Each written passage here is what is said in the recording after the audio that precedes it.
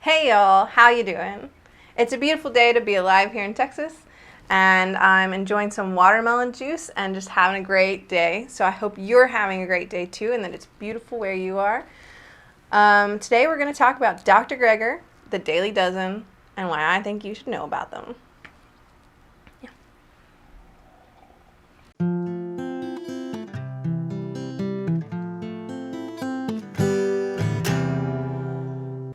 So we've been doing trying to transition to whole food plant-based, or be doing whole food plant-based since August 2018. So that's just about 3 years. So it'll be 3 years coming up in August. Wow, that's a long time. But we finally got it, so it was worth it. In that time, we have read so many books. We have seen documentaries. We've checked out websites and resources and watched speeches. We have heard from so many doctors and experts in this field of nutrition, and plant-based nutrition in particular. Doctors like T. Colin Campbell, Esselstyn, Furman, Greger, Bernard. I'm sure there are a ton I'm missing. There are so many. Keep looking until you find one you like, because that will make a difference in how well you're able to follow it, in my opinion. But out of all of the people that we've been learning from, I feel like Dr. Greger has been the most helpful to me personally. So I wanted to talk a little bit about him, maybe introduce him and his work to you, and hopefully it will help you too. So here we go. So let's put him to the test. There's a few things that I love about Dr. Greger that makes him stand out to me from the other whole food plant-based doctors. One is I find him more personable. The other doctors, they give good facts, they're straight up with you, they have great information, but I don't feel like I got to know them. Dr. Greger's got such a great story, which he starts off in his books. You can find it on nutritionfacts.org too, of why he got into whole food plant-based medicine, and it is so touching and heartwarming. So I'm not going to tell you the whole thing because I want you to go read it in his words. It's really sweet. Seriously, the introduction of How Not to Die, or go look up his story on nutritionfacts.org. So sweet.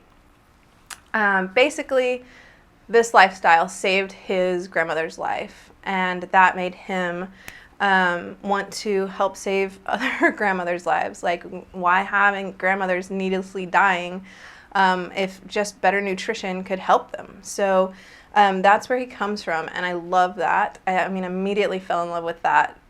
This isn't a doctor trying to make money. In fact, he gives his profits from the book sales, from his merch, from his talks, his lectures and speeches that he does. He gives all of that profit to charities, and I think that's amazing. He's not doing it to make a buck off you, and he's doing it as a public health service. And yeah, I mean, I could sing the I should write an ode to Dr. Greger, a love poem for Dr. Greger, because I just really appreciate what he's doing, and him as a person. Like, he seems like a nice guy. He does his interviews when he's doing Zoom interviews with YouTubers and stuff. He's walking on a treadmill, and he's got this sing-songy voice that's so unique to him. And okay, so I have been told that some people don't like that about him. So before you consider buying the audiobook, you might want to check out Nutrition Facts videos, either on nutritionfacts.org or on their YouTube channel, and see if you like it, because the way he talks, that's how he talks all the time. So in those videos you can see, do you like the sing-songy? Does it help you stay focused and keep attuned to what he's saying, or does it kind of drive you nuts? Check that out before you buy the audiobook. But I love the sing-songy, so I can put the audiobook on in the car. I really love it. All his work is completely evidence-based, and not just the evidence that supports his claim. He has said that if the evidence showed, if the body of work that's available showed that eating meat was the healthiest diet and could save lives, then that is what he would be promoting. And that, he's not getting anything out of. I mean, Big Broccoli isn't sending him money to tell you that you need to eat cruciferous vegetables. Another thing that I think is really great about Dr. Greger is that he doesn't take an all or nothing approach. He's not like, if you took your health seriously, you would give up all meat and cheese today. No, he is like, look, I know it's hard to give up stuff. I didn't turn vegan overnight. It's about taking those steps. What baby steps can you do? What can you add to your diet to help you be healthier, that can then push out the food that isn't as healthy for you? You know, how can you add nutrient density? He's got a really cute anecdote in his book, I think in How Not to Die, because I've read all the books, they kind of get mixed up in my head, but I'm pretty sure it's in How Not to Die. And he said, you know, after he gave a speech one time, some guy came up to him and was like, "Oh, Dr. Greger, I get what you're saying. You know, I totally get it. It's cool. It's, yeah, I see it, but I just couldn't give up grandma's chicken soup. I'm sorry. So there's no way I could ever be whole food plant-based because I am not going to give up grandma's chicken soup." So Dr. Greger said, then don't. But change all your other meals. You don't eat grandma's chicken soup 3 times a day every day. So change your breakfast to whole food plant-based. Change your snacks to whole food plant-based. Eat more fruit. You know, he's not asking you to give up everything. If there's something you can't give up, that's fine. Start with other things. And that really helped me because at first I had such a fast food habit and I just would go even sometimes twice a day to get fast food, and I felt like it would be so hard to give that up. And so I started giving up, and you know, I focused more on what I should eat, what I could add to my diet to be beneficial. And then over time, those things, you know, started like being easier to let go of. So there was a time where it's like, I could never give up Whataburger. I just can't give up Whataburger. I love Whataburger. I'm a Texan. It's what we do. I can't give up Whataburger. Spicy ketchup? Are you kidding me? I live for it. So I didn't give up Whataburger, but I started eating healthier at other meals, and before I knew it, I didn't even think Whataburger sounded that good. I'm sorry. I'm still a Texan, I swear. Then I was like, I can't give up Chick-fil-A though. Oh my gosh, Chick-fil-A sauce is the bomb. Cannot give it up. And then one day I was like, oh my God, I don't even think that sounds good. So I stopped eating there. And then I was like, yeah, but I can't give up cheese pizza. Cheese pizza, you know, I mean, the kids need cheese pizza because otherwise they cry and are upset, and I need cheese pizza to survive. I don't even care that much about cheese pizza. I just need it to survive. And then we didn't give it up, and that was okay. That was our thing. That was our chicken soup. And before you knew it, we were giving up cheese pizza without trying. We were just like, you know what? We'll just get vegan pizza. And we've gone so long now, I don't even think my kids remember what dairy cheese tastes like. So I just appreciate that there's no shame and no judgment from Dr. Greger. Just do your best, do what you can do, and the rest will figure itself out over time. And if, hey, you never give up grandma's chicken soup, you've still done so many meals that were positive towards your health instead of negative towards your health, and that's gonna help. So Dr. Greger's put out several books and a website and YouTube videos. So you can access nutritionfacts.org for free and see all of his videos there, as well as transcripts to those videos and some articles. You can also go to his YouTube channel to watch the videos from there. All of that's free, of course. There aren't even any ads on Nutrition Facts. This really is a public health service from him. He has 3 main books: How Not to Die, How Not to Diet, and How to Survive a Pandemic. And if that's not apropos right now, I don't know what it is. So let me talk about how to survive a pandemic first. You may think, why is he talking about this? Because he doesn't know anything about that. But actually he has a background in infectious disease. So he does know a lot about this, and he was studying how factory farming was affecting infectious disease and communicable diseases way before we ever heard of COVID-19. So this book talks about how factory farming and the way that we're getting our meat and dairy and eggs are relating to emerging viruses. So then How Not to Die and How Not to Diet, which by the way also have cookbooks that you can get. There's 2 parts to each of the book. There's the part about the stuff you should avoid, and there's a part about the stuff that you should add to your diet. So it can be a little hard to go through the first part, that's what you should avoid and why. So in How Not to Die, he talks about the top, I think, 15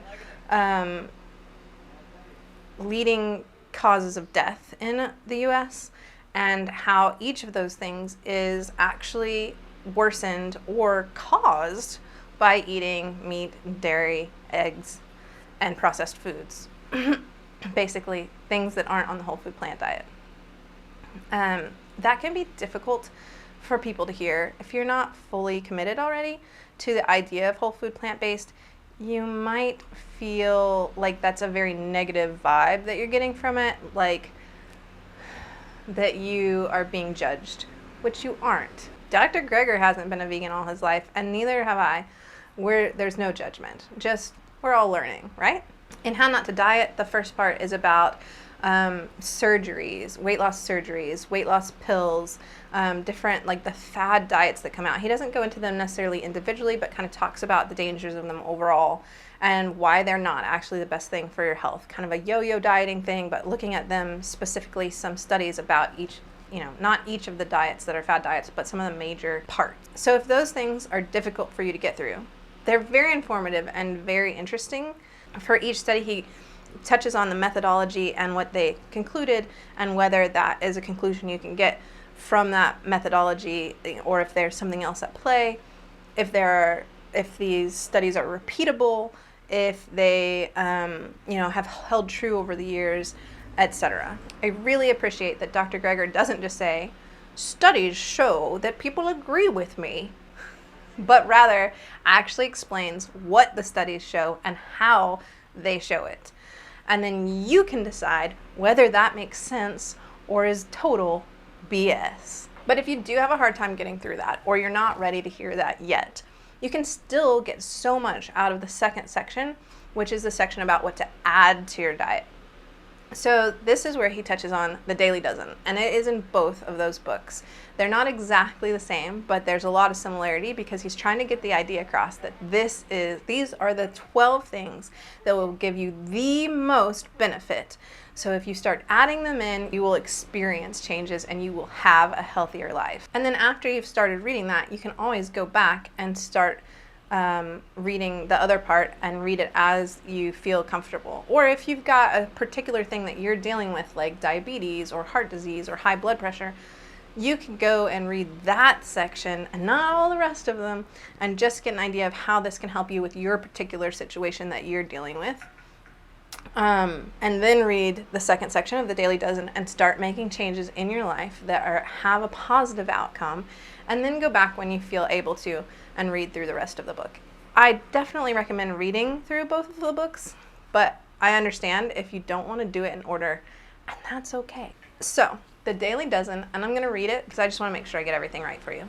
So, it's beans, berries, other fruits, cruciferous veggies, greens, other veggies, flax seeds, nuts and seeds, herbs and spices, whole grains, beverages, exercise, and vitamin B12. B12 is in a separate section. It's technically the 13th. It's like a baker's dozen, but it's part of the Daily Dozen anyway. It's kind of like an extra bonus point. So these are things that you're probably already getting some of. Like maybe not everybody's eating beans, but you're probably eating some fruit or some veggies, some nuts, some grains, that kind of thing. You're definitely getting some beverages. It counts coffee as a beverage, so you're probably in with that one, or some water or something, right? He talks about why these are important in the books, and then he also talks about how you can get them into your diet. And I find that some of them are really easy, like flaxseed. You can just sprinkle that ground flaxseed, just sprinkle it on anything. I get the Bob's Red Mill organic, like already ground flaxseed, and I've never had a problem with it going bad or spoiling or anything. And it's got like a nice little Velcro top, and I just sprinkle some on oatmeal for the kids or whatever they're eating for breakfast in the morning. For me, I put it into a smoothie or on top of whatever. I put it on my salads. You can just take a spoonful and like drink it down, like if you have to get it in. And it's one tiny little thing that you can do for the amount that you get of flax meal and the amount you're going to eat every day. It's not super expensive to buy a nice little bag of it, and just take your, I think it's a tablespoon, take a tablespoon out every day, eat it, put it on something, and then bam, you are lowering your blood pressure. You're doing all these great things for your body. Read the book and it'll tell you all of the great things about it. And it's that easy. You're already making a positive impact on your health. Another one is turmeric. It says herbs and spices, but turmeric is especially pulled out as being a really good one. It's anti-inflammatory and all kinds of things. So, I can put that on a salad. honestly, you can put it in curries and stuff, which I think is the more traditional way, but I've put it into just about everything. When I make hummus, I put it in hummus so that my kids are eating it, and you can't even really taste it. If you're only putting a small amount in, you can put it on your salad, you can put it in a soup. Greens, you can have a salad, you can have collard greens, like Southern style, throw spinach into a smoothie. There's so many ways to get your greens in. It doesn't have to be a salad. And it's only 2 cups of raw greens and way less if it's cooked. So it's not that hard if you make an effort to get it. And greens are one of the healthiest things you can eat, which you probably already know. If you're wondering how you would get these kind of things into your diet or how you'd eat this much of these healthy things, then you're in luck. Hit the subscribe button, hit the notification bell, because next week we're going to be doing a what I ate in a day, or what we ate in a day, where we get the daily dozen in. So you'll be able to see how it is for me staying at home with the kids, having access to a kitchen. And then you'll also get to see how Matt does it when he's at work and he only has his little bento box, and he doesn't have refrigeration, he doesn't have a microwave, he has to eat in his car, but he still is able to get it in. So you'll be able to see how we both handle it a little bit differently, and it might give you some good ideas for how you could add some of these things to your diet. While you're at it, just pause the video for a minute and comment below if you have a great way that you love to eat these types of foods that you want to suggest to other people, or if there's some of these foods that you just don't think you could get into your diet and you'd like some ideas of how to sneak it in, or like our favorite ways to eat that thing. So if you hate beans, this is your chance to tell us in the comments. Or if you cannot eat cruciferous vegetables because they make you fart, I guess that could be true of beans too. Hit us up. Also, Dr. Greger talks about the whole farting thing in his book, so check it out. There is a completely free app that you can get on Android or Apple that will it tells you what the daily dozen is, how many servings, there's like little check boxes for the servings.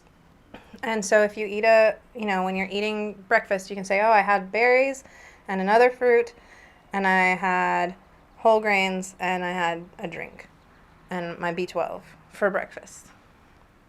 And then you can keep track throughout the day of what you had. Also, when you're thinking about what to eat for a snack, you can go like, oh, wow, I really need to get in another fruit and maybe some nuts. So that's what I'll have for my snack. So it's a very, very helpful app. Like I said, it's totally free. It also has, and it doesn't have ads. I mean, it's totally free. It doesn't have ads. It also has where you can, like, if you're like cruciferous vegetables, what is that? Then you can click on it, you can go to the videos, and it'll take you to nutritionfacts.org and all their videos and information about cruciferous vegetables. So here is like just written information, an article about why Dr.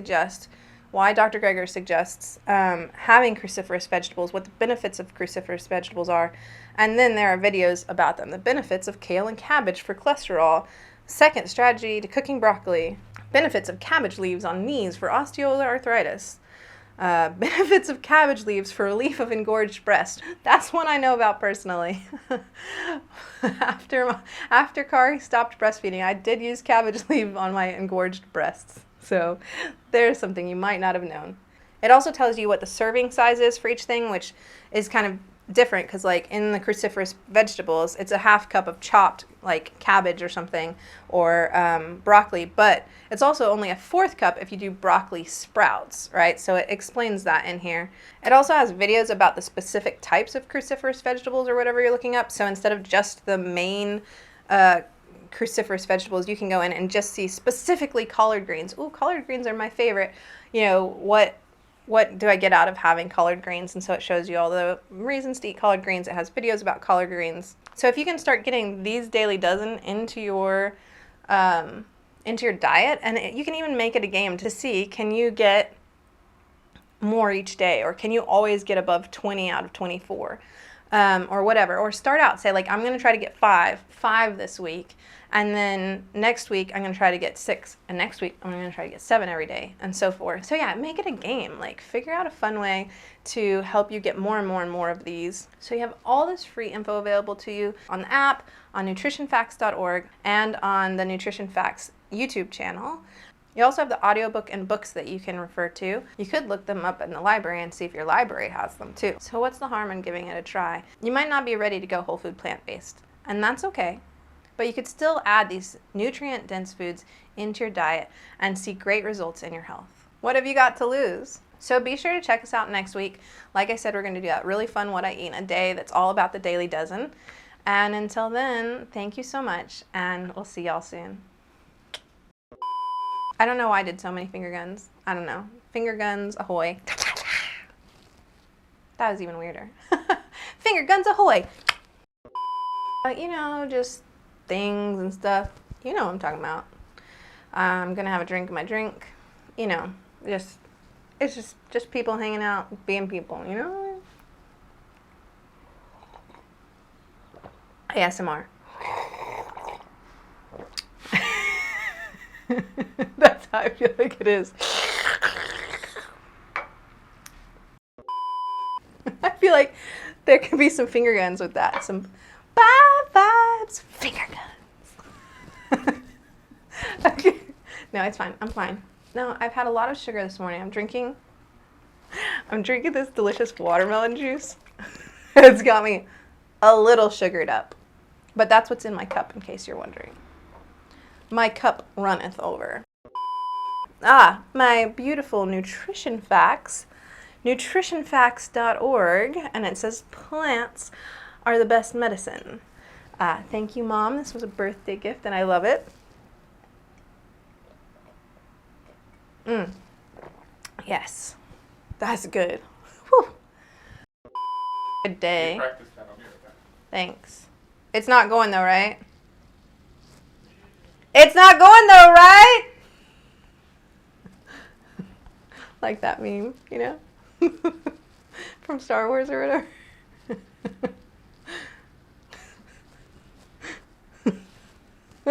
I really thought that was funny. This is how you hold a cup. Like this or like this. Oh, that it feels like it's gonna fall, but yeah. So I know how to hold cups. I can do this.